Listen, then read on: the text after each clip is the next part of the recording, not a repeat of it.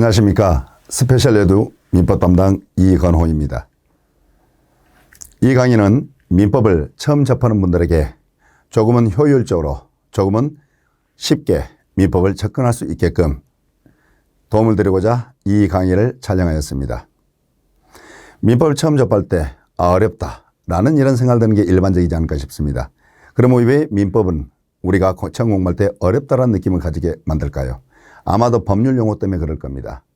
그렇다면 우리는 이 법률 용어에 대한 이해도가 높아지면 민법은 좀 더 우리가 쉽게 이해할 수 있지 않을까 싶습니다.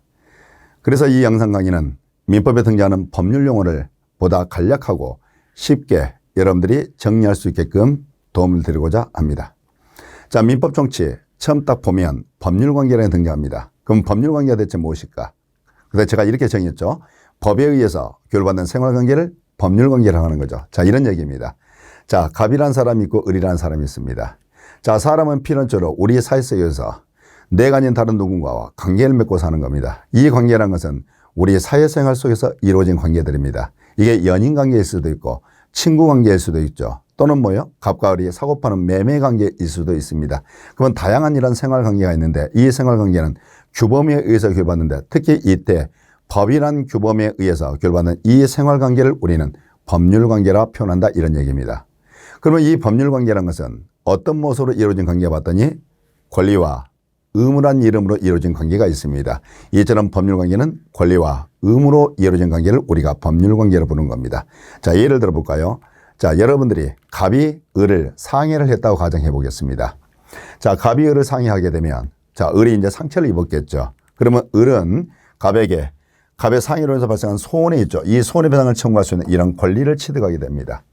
반면에 갑은 을을 상해를 했지 않습니까? 그러면 이 을에게 발생한 손해에 대해서 손해배상 지급할 의무를 이렇게 부담하게 됩니다. 그러면 갑이 을을 상해하게 되면 이처럼 권리와 의무로 서로 관계를 맺게 되겠죠. 이와 같이 권리와 의무로 이루어진 이 관계를 우리는 무슨 관계라고 부른다? 법률 관계라고 부르는 겁니다.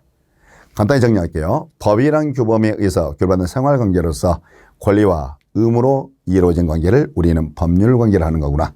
그럼 여기 권리라는 단어가 나옵니다. 자, 권리는 여러분들이 힘이라고 이해하시면 됩니다. 힘. 여기 의무가 나오죠. 그럼 의무는 뭐라고 이해하시면 되냐면 구속이라고 이해하시면 됩니다. 이렇게 이해하시면 돼요. 그래서 권리는 힘이구나. 의무는 구속이구나. 이렇게 이해하시면 되겠습니다. 그러면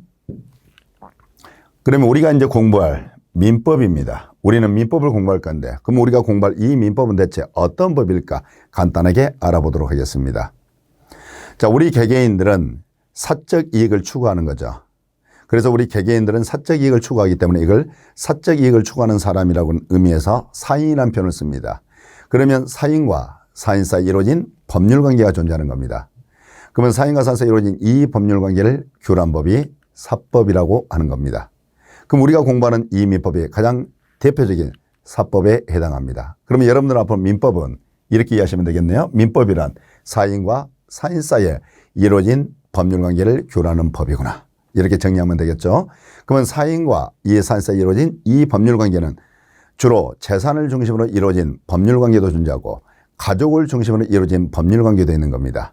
그래서 민법은 크게 재산관계를 교류한 부분과 가족관계를 교류한 부분으로 나눠볼 수가 있는데 이때 재산관계를 교류한 부분을 우리가 재산법 분야로 표현한다면 가족관계를 교류한 부분을 가족법 분야라고 하는 겁니다. 그래서 우리 민법은 크게 재산법 분야와 가족법 분야가 있는 겁니다. 그래서 재산법으로서 물권법, 채권법이라는 게 있는 거고요. 가족법으로서 친족법, 상속법이 이렇게 있는 겁니다.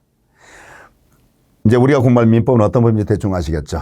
민법은 사인과 사인 사이에 이루어진 법률관계로서 크게 재산관계를 교류한 재산법 분야와 가족관계를 교류한 가족법 분야로 이렇게 이루어져 있는 거구나. 이렇게 정리하시고 넘어가시면 되겠습니다. 권리변동이라는 게 나옵니다. 권리변동. 대체 권리변동이 무엇일까? 그랬더니 권리변동이라는 건 이런 개념입니다. 권리가 발생하는 모습이 있습니다. 권리가 변경하는 모습이 있습니다. 권리가 소멸하는 모습이 있죠. 이처럼 권리의 발생, 권리의 변경, 권리의 소멸의 모습입니다. 이걸 통칭해서 우리는 권리 변동이라는 겁니다. 그럼 이 권리 변동 속에는 권리의 발생의 모습도 존재하는 거고 권리의 변경의 모습도 있고 권리의 소멸의 모습도 있는 겁니다. 이걸 우리가 권리변동이라고 칭한다 이 말씀이죠.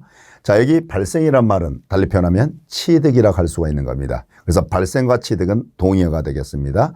소멸은 달리 표현하면 상실이 되는 겁니다. 그래서 소멸과 상실은 동의어가 되겠습니다. 그럼 이자는 권리의 발생, 권리의 변경, 권리의 소멸의 모습을 우리가 권리변동이라고 그랬죠. 예를 들어 볼까요? 자, 이 그물이 있습니다. 자, 이 그물을 철거를 해버렸습니다. 철거하게 되면 이 그물의 소유권이 소멸되겠죠.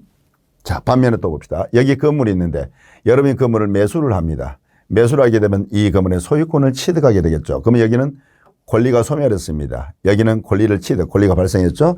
이처럼 권리의 발생, 권리의 소멸, 이것들을 통칭해서 우리는 뭐라 부른다? 권리 변동이라 한다. 이렇게 여러분들이 이해하시면 돼요. 아, 내가 건물을 철거를 했더니 건물의 소유권이 소멸됐죠. 또는 내가 건물을 매입을 했더니 건물의 소유권을 취득했죠. 이처럼 권리를 취득하거나 권리를 소멸했습니다. 이걸 우리가 법률 용어로서 권리 변동이란 표현을 쓰고 있구나.